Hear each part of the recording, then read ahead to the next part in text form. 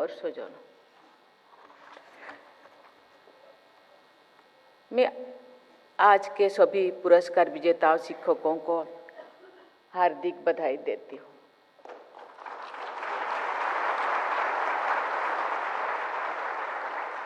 मुझे ये देखकर प्रसन्नता हो रही है कि स्कूल के स्तर पर शिक्षा में समानता और समावेश के अच्छे संकेत दिखाई दे रही है।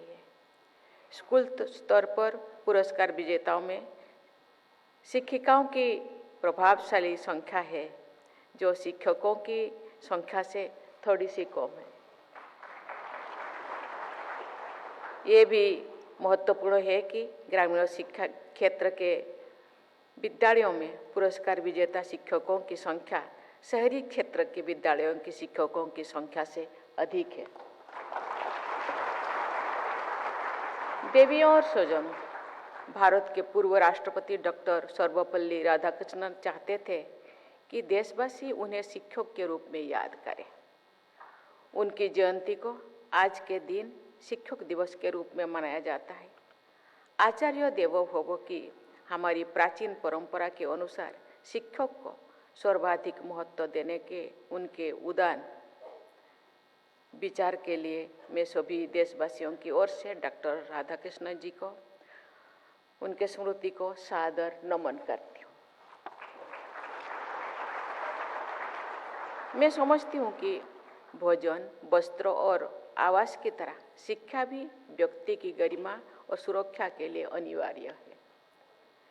संवेदनशील शिक्षक बच्चों में गरिमा और सुरक्षा की भावना जगाने का काम करते हैं। एक शिक्षक के रूप में मैं बच्चों के साथ कुछ समय बिताने का मुझे मौका मिला था। उस समय को मैं अपने जीवन का अत्यंत सार्थक कालखंड मानती हूँ। आप सभी शिक्षकों के बीच आकर मेरे अंदर की शिक्षिका का भाव जीवंत हो जाता है। मैंने अपने स्कूल मूल निवास के निकट के क्षेत्र में लगभग 10 वर्ष पहले एक छोटी सी आवासीय विद्यालय की स्थापना की थी, जिसमें अनाथ, वंचित और कम सुविधा संपन्न परिवारों के बच्चे शिक्षा प्राप्त करते हैं। उन बच्चों के जीवन में आशा तथा आत्मविश्वास के संचार को देखकर मुझे बहुत संतोष का अनुभव होता है। शिक्षा व्यक्ति को सक्षम बनाती है। कमजोर से कमजोर पृष्ठभूमि से के बच्चे शिक्षा के बल पर प्रगति के आसमान को छू पाते हैं। बच्चों की उड़ान को शक्ति देने में सबसे महत्वपूर्ण भूमिका स्नेही और निष्ठावान शिक्षकों की होती है। शिक्षकों के लिए सबसे बड़ा पुरस्कार यही है कि उनके विद्यार्थियों आजीवन उन्हें याद रखे तथा पुरस्कार परिवार, समाज और देश के लिए सराहनीय योगदान दे। शिक्षकों का आचरण विद्यार्थियों का मार्गदर्शन करता है। प्राचीन काल में जो भारत को विश्वगुरु माना जाता था, तो के शिक्षा संबंधी नैतिक आदर्श आज के संदर्भ में भी उतने ही उपयोगी है। हमारी परंपरा में शिक्षा प्राप्त करके जाने वाले शिष्यों को आचार्य समझाते थे, यानी अस्माकं सुचरितानि तानि त्वया उपस्यानि नो इतराणि, अर्थात हमारे जो अच्छे काम है उनका अनुकरण करना, लेकिन हमारे अन्य कार्यों का अनुकरण मत करना। इससे ये स्पष्ट होता है कि आचार्यगण ये स्वीकार करते थे कि उनका स्वयं का आचरण सदैव अनुकरणीय नहीं होता। ये स्वाभाविक भी है, परंतु शिक्षकों से ये अपेक्षा की जाती है कि वो यथासंभव अच्छे आचरण का उदाहरण ही विद्यार्थियों के लिए प्रस्तुत करें। विद्यार्थियों का चरित्र निर्माण करना शिक्षक का मुख्य कर्तव्य है। नैतिक आचरण करने वाले, संवेदनशील और कर्तव्यनिष्ठ विद्यार्थी उन विद्यार्थियों से बेहतर होते हैं जो केवल प्रतिस्पर्धा, किताबी ज्ञान और स्वार्थों के लिए तत्पर रहते हैं। एक अच्छे शिक्षक में भावना और बुद्धि दोनों पक्ष प्रबल होते हैं। भावना और बुद्धि के समन्वय का प्रभाव विद्यार्थियों पर भी पड़ता है। यदि शिक्षक मनोरंजन तरीके से पढ़ाते हैं, आज जो शिक्षक शिक्षिका को राष्ट्रीय पुरस्कार दिया गया है, उनका शिक्षादान प्रणाली बहुत बेहतरीन था, रोचकपूर्ण था।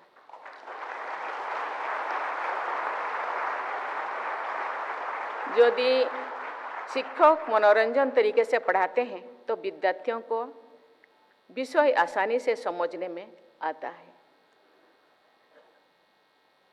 शिक्षा को बोझिल नहीं बनाना चाहिए।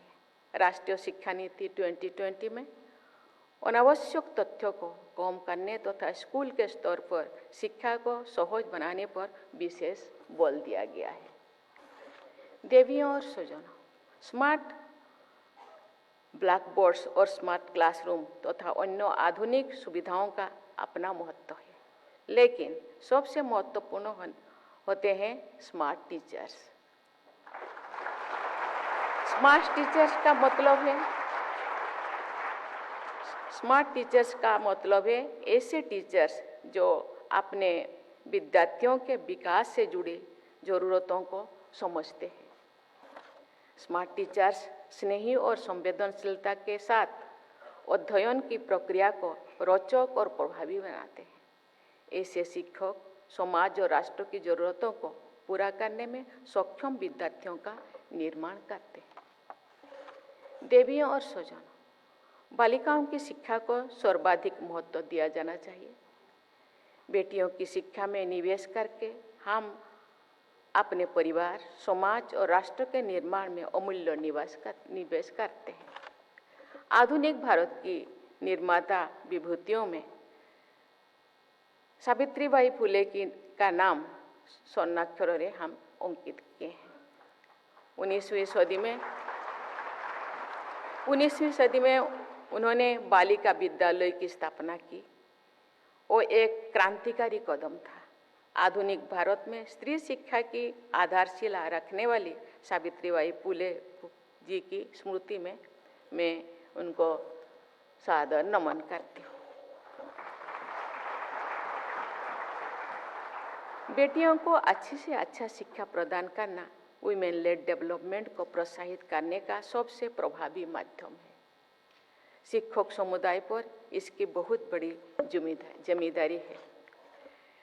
राष्ट्रीय शिक्षा नीति 2020 में ये संस्तुति की गई है कि बालिकाओं को अच्छी शिक्षा देना सामाजिक और आर्थिक दृष्टि से पिछड़े वर्गों के शिक्षा स्तर को सुधारने का सबसे प्रभावी माध्यम है।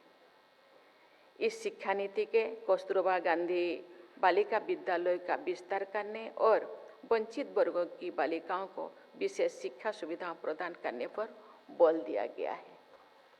लेकिन शिक्षा से जुड़ी किसी भी पहल की सफलता मुख्यतः शिक्षकों पर ही निर्भर करता है। आप बेटियों को शिक्षित बनाने में जितना अधिक योगदान देंगे, उतना ही अपने शिक्षक जीवन को सार्थकता प्रदान करेंगे।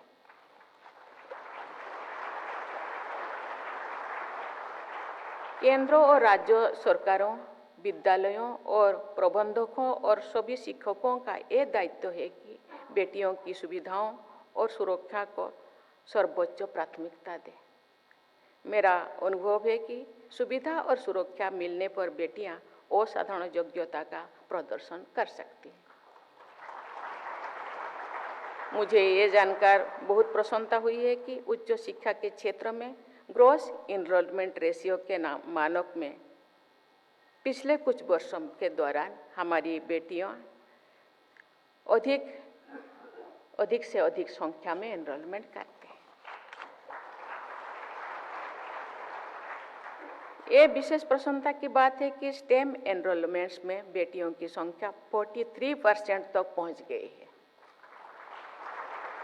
इसके लिए मैं बेटियों के अभिभावकों, शिक्षकों तथा शिक्षा से जुड़ी सभी संस्थानों और विभागों की बहुत बहुत सराहना करती हूँ। बालिकाएं अपनी बात कहने में या अपनी आवश्यकताओं को व्यक्त करने में प्रायः संकोच करती हैं। मैं शिक्षकों से अनुरोध करती हूँ कि बालिकाओं के सहित उन विद्यार्थियों पर विशेष ध्यान दें जो अपेक्षाकृत संकुचित होते हैं या कम सुविधा संपन्न पृष्ठभूमि से आते हैं। देवियों और स्वजन, भारत को स्किल कैपिटल ऑफ वर्ल्ड बनाना हमारी राष्ट्रीय प्राथमिकता में से एक है। हमारी परंपरा में विश्वकर्मा को भगवान का दर्जा दिया गया है। वोकेशनल एजुकेशन पर विशेष बल देकर हम अपनी प्राचीन परंपरा के अनुसार आधुनिक विकास के पथ पर आगे बढ़ रहे हैं। स्किल ट्रेनर्स और मास्टर ट्रेनर्स को पुरस्कार प्रदान करने की परंपरा को स्थापित करने और उसे आगे बढ़ाने के लिए मैं केंद्र सरकार की सराहना करती हूँ।